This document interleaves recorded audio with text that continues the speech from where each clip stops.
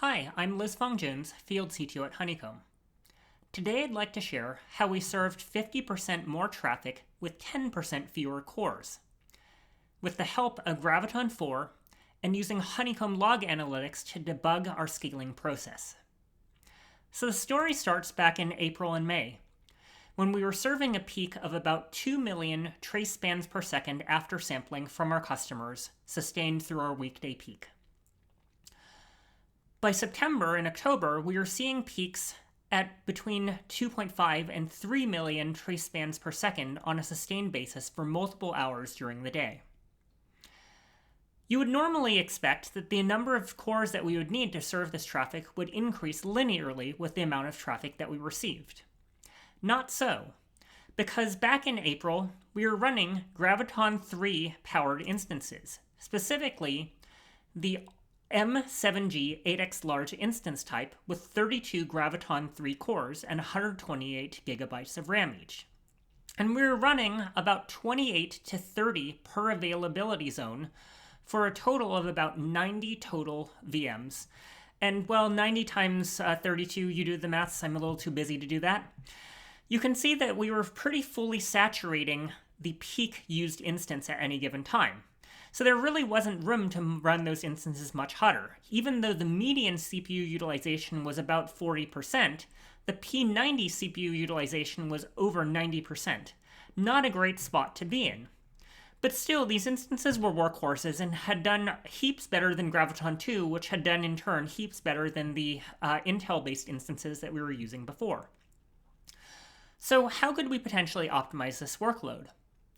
Well, here there's really not much room to take away CPUs and take away instances because each instance is pretty slammed and there's not really much for the cluster autoscaler to do.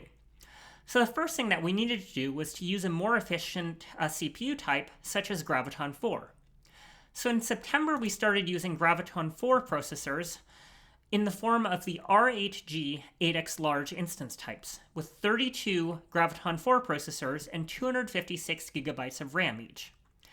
Unfortunately, these instances cost about 30% more than the equivalent M7g 8x large instances because of the generational bump and the increased amount of RAM. But you can see, flipping back and forth between these, that the shape is really much better and much more conducive to scaling up the amount of CPU saturation and scaling down the number of instances. In particular, these instances were peaking at, let's say about maybe about 70-80% utilization rather than 90% utilization on the most used instances, and the least used instances were peaking at about 50% utilization rather than the 30 or 40% utilization that we were seeing with M7g. So the other important thing here to note is that the amount of memory in use, well, we really weren't exceeding 128 gigs very often, so we were just letting that memory sit idle.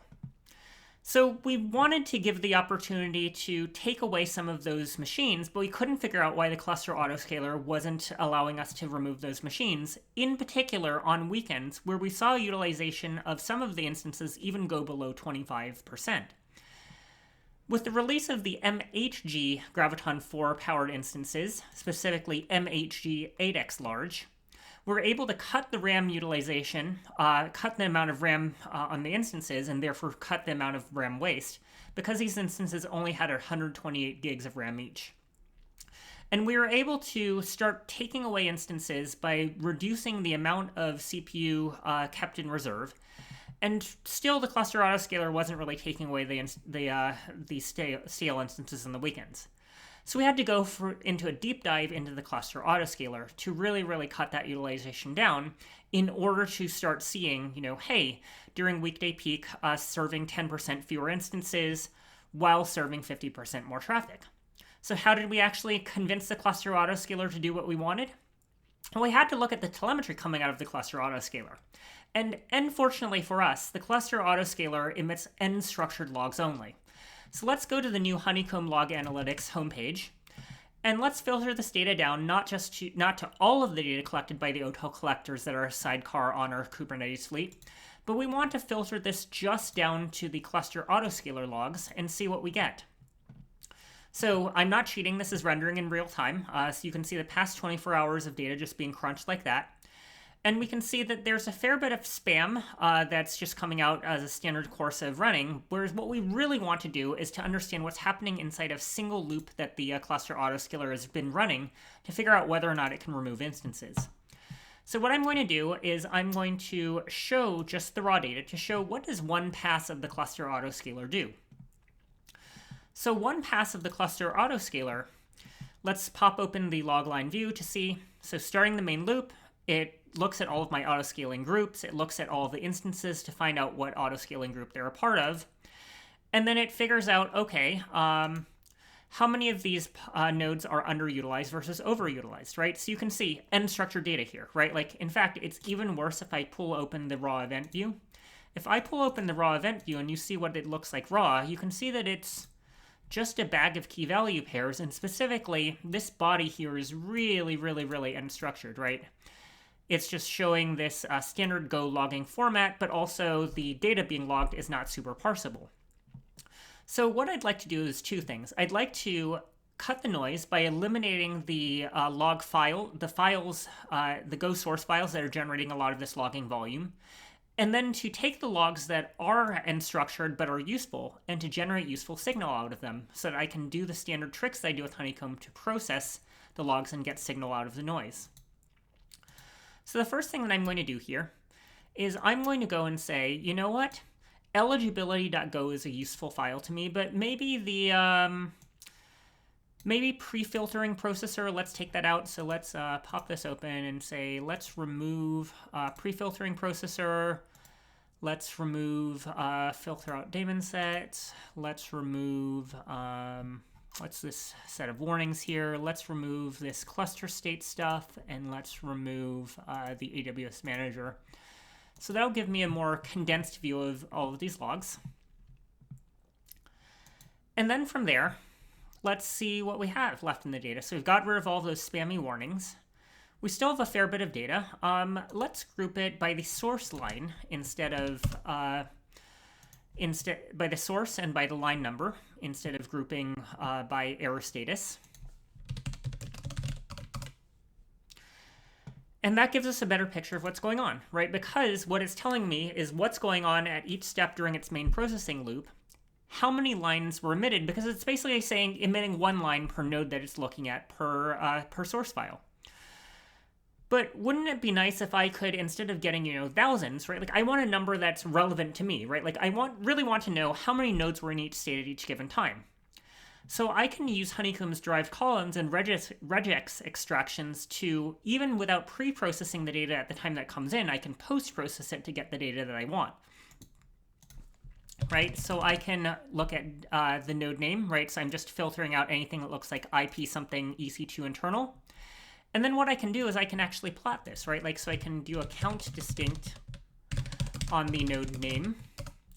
And then I can see how many nodes are in each state throughout the day. And this does not matter how many runs of the cluster autoscaler are happening now. Now this is just telling me how many distinct nodes did it see, right? So it saw at the end of yesterday, it had 44 nodes running, or 15 per availability zone. And it didn't see any nodes eligible for removal yet. And then as the evening wore on, it started being able to take away a couple of nodes. But then once the day started again, the number of nodes running started to rise and rise. And it was kind of figuring out how can it best bin pack or shuffle the nodes around. And then now that we're towards the start of another evening scale down, now we're starting to really see the number of nodes be available to scale down increase. So this is super helpful, but what if I wanted to know where should I be setting the cluster autoscaler to remove nodes if they're sufficiently empty, right? Like, what if I wanted to know whether it was safe to remove nodes after they're 67% as opposed to 65% full? So to do this, we need to take these unstructured logs and parse out this line that says CPU requested % of allocatable. So the good news is I can write that regular expression, and I can have it automatically extract from my logs the percentage of CPU and memory that it's seeing in use, and then I can graph it. And that gives me a much better picture of, what's the cluster autoscaler actually doing? How many nodes is it seeing in each state? So I can go here and I can now, having written that expression to pull out the numbers, I can now say, hey, bubble up, show me what's going on with these two really, really underutilized nodes. Why were they not removed yet? So this will tell me, without having to go poking around by hand, what's the identity of those individual nodes, right? So it'll say, hey, the node name in question that this is coming from. So I need to filter for, right, so the DC node name. So this is one example node name that was underutilized. So I'm going to filter to only the entries for that one node to see what's its chronology, what happened to it, right? So it started up, and then it was populated briefly and fully utilized, and then it became eligible for removal, and then it was actually removed. It was actually removed about an hour later, as soon as the cluster was no longer in a cooldown period after having recently scaled up. So this is the cool thing about Honeycomb Log Analytics, is that it gives you the ability to take unstructured data if it's coming from something that maybe you don't have the source code to, or maybe you can't change because it's the Kubernetes code base and it's really gigantic, and my job is not really to write the Kubernetes cluster autoscaler. But this helps me get an idea as to, right, like how should I tune it, right? Like, so that it was originally 88% used, and then it became 52% used, and it eventually fell out. So maybe I want to decrease the amount of time that it waits. Or maybe I have a bunch of nodes that are writing right at this. Maybe I have nodes that are writing right at this threshold between 67% utilization and 65% utilization. Maybe I want to make them eligible to be garbage collected sooner. So Honeycomb Log Analytics allows me to kind of take the advances like Graviton4 and figure out how to bin pack, how to squeeze my cluster as small as possible in order to realize the most performance gains. So you can see, going back to the graphs, right, like we served today's peak with 27 nodes per availability zone compared to 30 nodes per availability zone back in April and May. And this means that it was a 50% increase in traffic with 10% fewer nodes with the help of more efficient processors, thank you Amazon, and also just knowing how to better optimize Kubernetes. So that's what I have to share with you today. This is my little performance engineering deep dive rabbit hole to figure out what can we do when we have the data to meaningfully act on things where we didn't before. Hope you enjoyed, and I'll see you on your next debug.